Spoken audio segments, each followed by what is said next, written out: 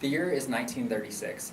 Franklin Delano Roosevelt is president, and the Democratic Party is divided between liberals in the North and conservatives in the South. Now, fast forward to 1964. Lyndon Baines Johnson is now signing into law the Civil Rights Act of 1964 that's going to completely redefine the Democratic Party as the party of civil rights. Now, my thesis is simple. How do we get from point A to point B in just 28 years? And we'll start back in 1936. And one of the first questions that we have to ask is, who are the early supporters of civil rights outside of the civil rights movement? And one of the greatest answers to this question is labor union leaders. But this is going to take time to develop, and labor union leaders are going to have to find that additional support. So we fast forward now to World War II. Many Americans are off fighting Nazi Germany or Japan. And this is going to allow African Americans who might not be so happy in the South to move up north to take these industry jobs and these jobs in factories.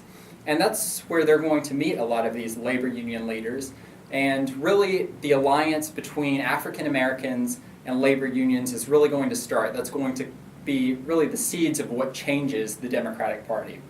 Another huge factor is the Soviet Union after World War II is going to become America's greatest enemy, so to speak. America's going to yell and talk about, look how bad communism is. And the Soviet Union is going to reply, essentially, check yourself, and more quick to the point, check how you're handling civil rights.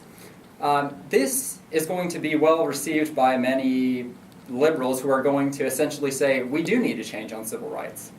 But you might be saying to yourself, well, maybe this is the point that changes everything.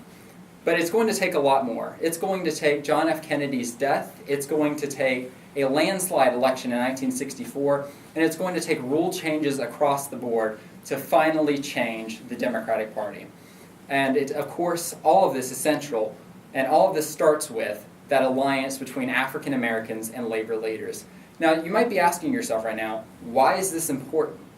Well, we all love the two-party system we have in America. Okay, maybe we don't, but we might at least like one part of one party. And if that's the case, we need to focus on how do we get from that one part to a whole. We need a blueprint.